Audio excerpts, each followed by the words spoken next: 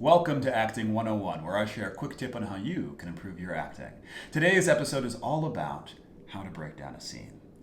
For those of you who don't already know, my name is Mark St. Cyr. I'm a series regular on High School Musical, the musical, the series. We are currently in season 2, streaming now on Disney+. I've also been in multiple TV shows and Oscar-nominated feature films.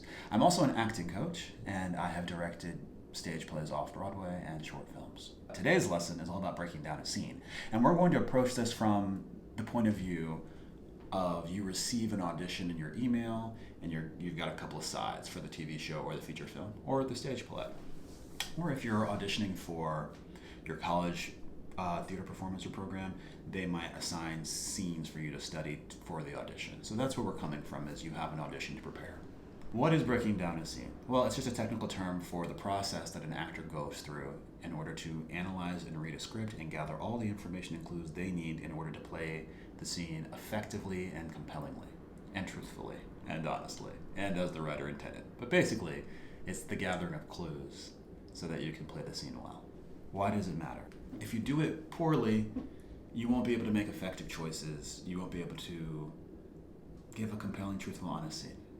And how we do it is a very simple process. I've got a 4-step process that'll get you through the very opening process of breaking down your script. You can go deeper and deeper and deeper with this, but I'm going to give you the first 4 things that I do when I get an audition. The first thing you want to do is everything that happens before you read the script. I call this the pre-read section. So you haven't read the scene yet, but the audition has come in, and you know a couple of things. You know the title, which will give you some information. You know the genre of the show you're auditioning for, so whether it's a sitcom or if it's a drama or a comedy on a stage, or if it's a feature film or an indie, or if it's a short film, you can learn a lot just from that. You know who's directing it, you know the character you're auditioning for oftentimes. You know the character bio or the character breakdown that you're auditioning for that you want to read. You might know other shows that this creator has created or other scripts that this person has written, and you might know that they have a similar style to other things. So if it's Harold Pinter from plays, you know that he uses pauses. If it's Shakespeare, you know that he uses an iambic pentameter. In the world of TV and film, if it's Aaron Sorkin, you know that he talks a mile a minute and that all of his characters are very smart. There's some things that you will know about certain writers, and you get more familiar as you experience more writers, and especially it's nice to pay attention to shows that you love and notice who's making the shows you love and what else they're making, and you can start to see similarities in all of their shows, even if their shows seemingly are different at face value.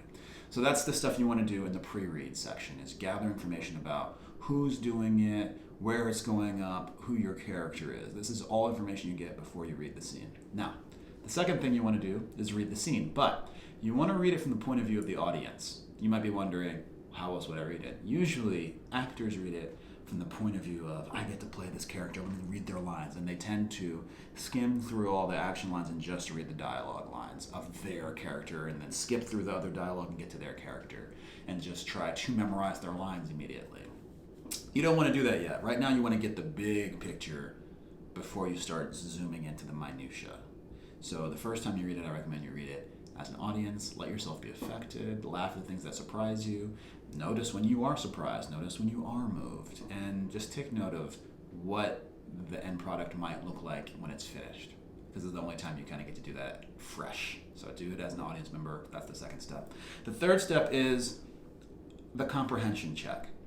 So if there's any lingo that you are unfamiliar with or you haven't heard of before, or slang, or terms you are fuzzy in, or a medical term, anything that you are remotely not 100% clear on, I recommend you go to Google, you look it up, you go figure out what needs to be understood about this. If there's a section of the scene that you're fuzzy on because the argument doesn't make sense, the character is saying some things and you're not quite understanding where they're going with it, then you want to look that up, or you want to spend more time with it until you understand where they're going with their argument.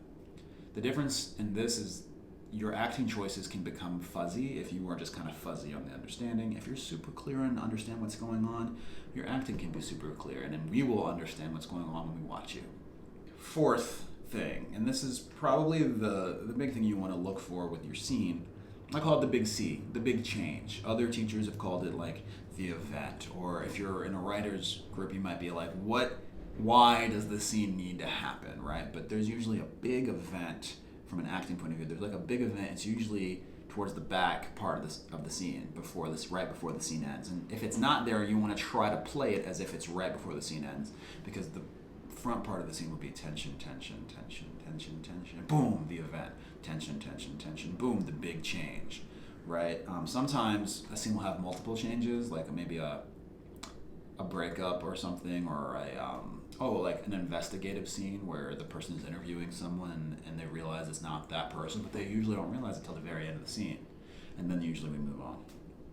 So you want to be hunting for the big C, the big change in the scene.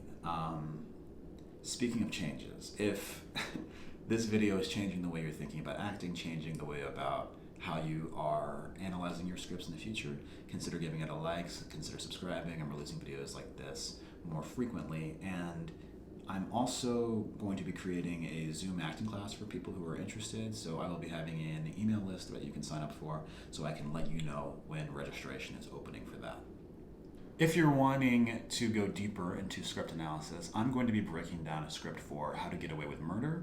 I'm going to show you what it looks like before I even read the script. So I'll take you through the pre-read, I'll take you through the character bio, I'll take you through reading it as an audience member, I'll take you through the comprehension check, I'll take you through the big change, and I'll take you through how I break down and prepare the role. And if you want to follow me and break it down with me as we go, you'll be able to do that. I'll have that over on a site that will be linked down below, very likely Skillshare, but yeah, check it out below if that's of interest to you. I think that's it. So thank you so much for watching. Hit like, hit subscribe, and I will see you in the next one.